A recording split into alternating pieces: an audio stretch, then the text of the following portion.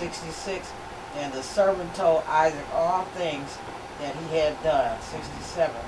And Isaac brought her into his mother Sarah's tent and took Rebekah, and she became his wife, and he loved her. And Isaac was comforted after his mother's death. Amen. Amen. Amen. So, what does it say? No. No. What's that? Did they spend a lot of time dating and getting to know each other? No. Right. No, they didn't. What was Isaac's attitude toward God's choice for his life? That's Genesis 24 and 67. And Isaac brought her into his mother Sarah's tent and took Rebekah, and she became his wife, and he loved her. And Isaac was comforted after his mother's death. So what did you get for an answer?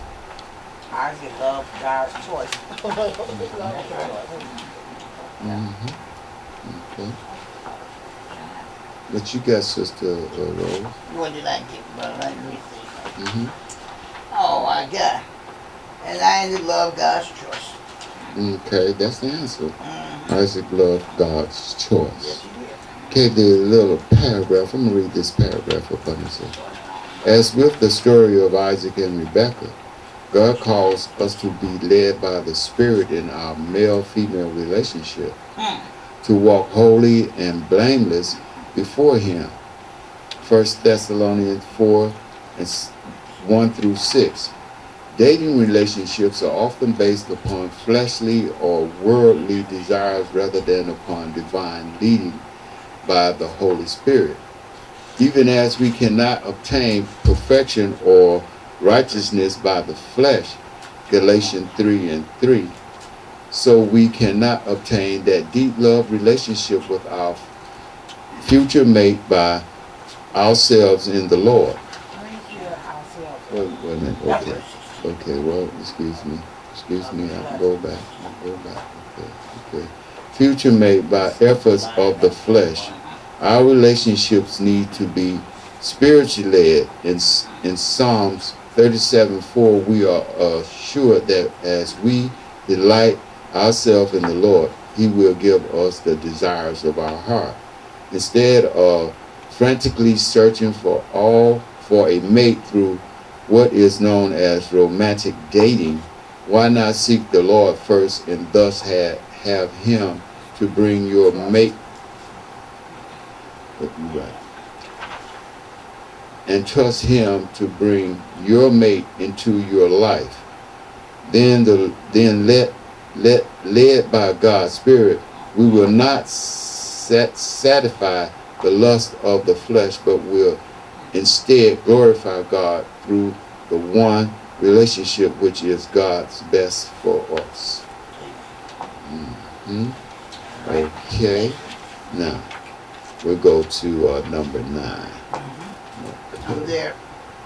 We rolling right on along. I tell you on speed dial this morning, ain't you? Not again, brother. Yeah, I gotta talk to you. This is Sunday school. Amen. We can't.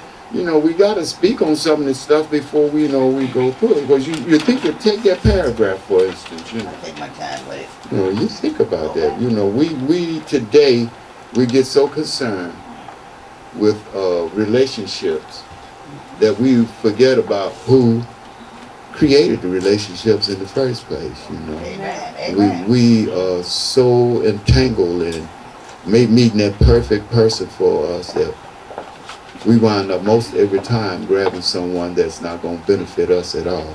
We're going to wind up with somebody that it's not going to last, not very long anyway. Because after the desire for the flesh is gone, or the lust of whatever it is then past, then the relationship's no longer stand. It has no everlasting consequences.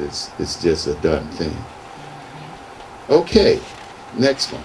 We're going to take number 9. It's not a very big passage, but it's very big, if you understand what I'm saying.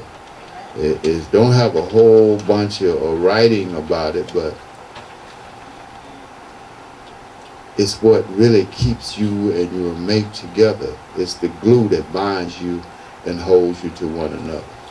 Because God always does the right thing. That's right.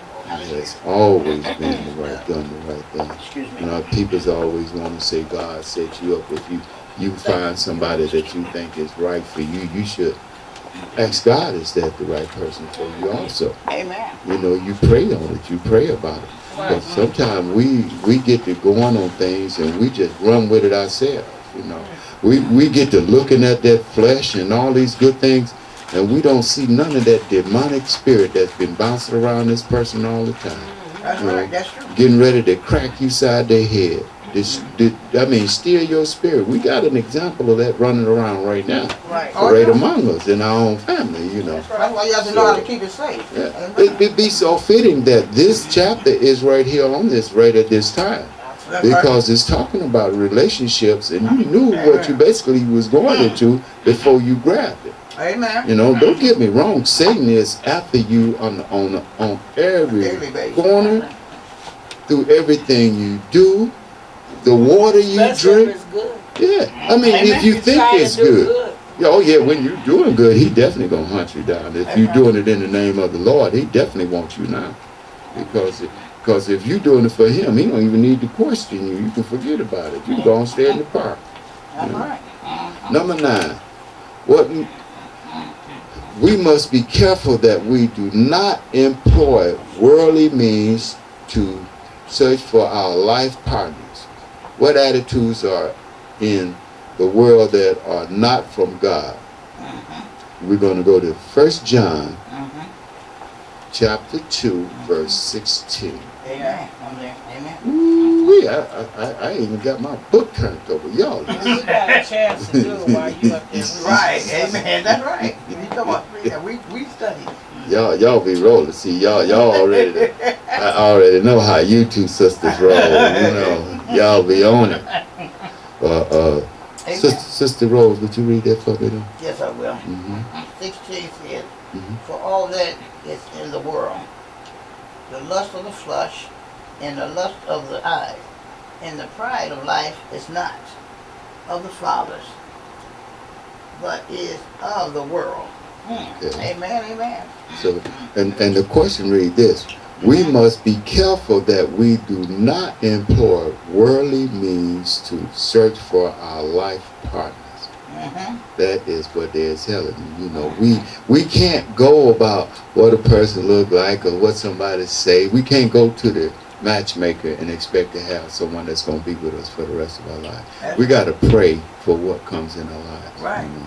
And when it comes, we got to continue to pray that it's what it is, the right thing. Oh, hallelujah. You know, Say that. because sometimes we don't, we forget that we must continue. It said, pray without ceasing. That's right. You must always be in prayer. You must always be in contact. Could I give my 3 answers, brother? When you Yes, ma'am.